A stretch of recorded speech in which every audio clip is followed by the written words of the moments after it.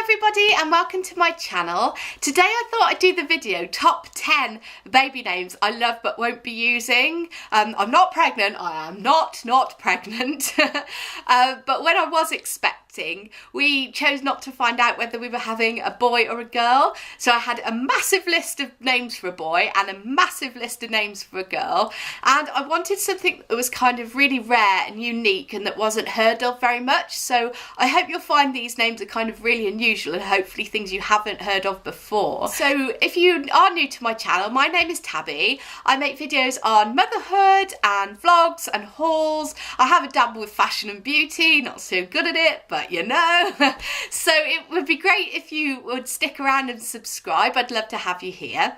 And yeah, let's get into my top 10 baby girls' names. So the number one name on my list, and this is the name if I'd have had a little girl she would have been called, and that is the name Harbour.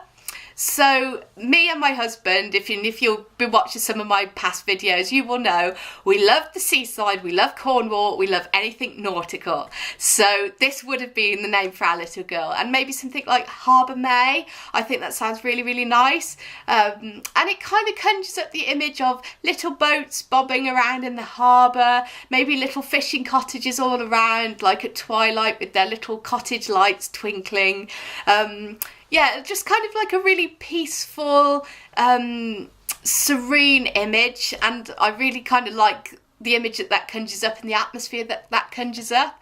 So yeah, I think you could use this name for a girl or a boy, but personally I really liked it for a girl because I thought it was really unusual. I don't know any girls named Harbour, so yeah, that's my number one.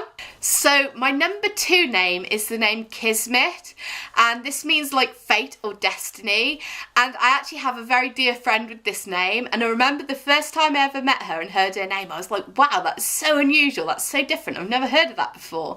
And it just kind of, to me, conjures up like quirky, kind of like, it sounds like quirky and boho, and it reminded me of like summer festivals and that sort of thing, not sure why.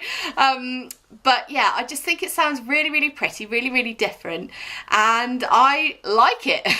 Number three isn't so unusual, but it's the name Estella, and I absolutely fell in love with this when I watched the old black and white version of Great Expectations.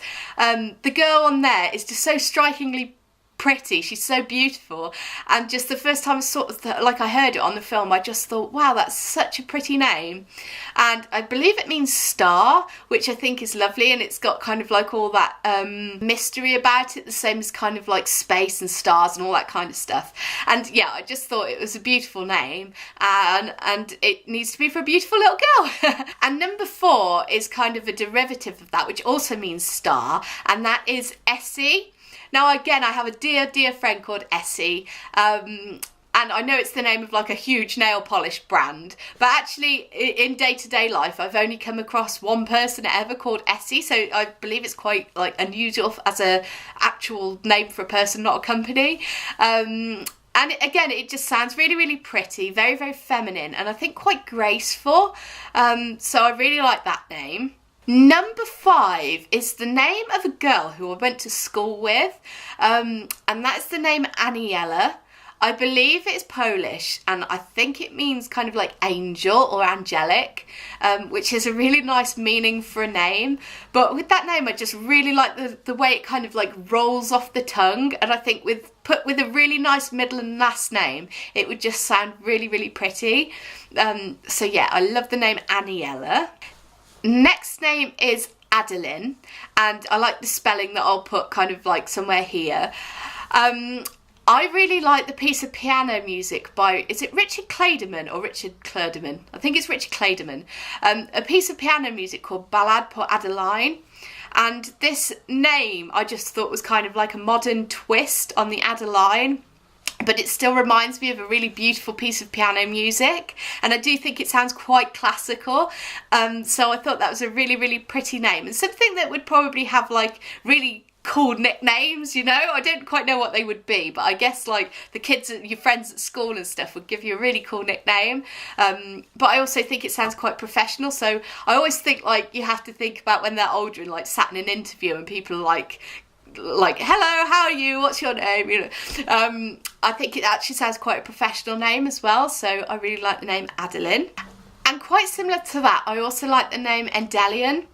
And I believe this is a Cornish name, but I think Endelian sounds like really Cornish, and again, we love Cornwall, so this was like a really appropriate name for us. And it's another one that just rolls off the tongue, which I think you would get really nice nicknames from.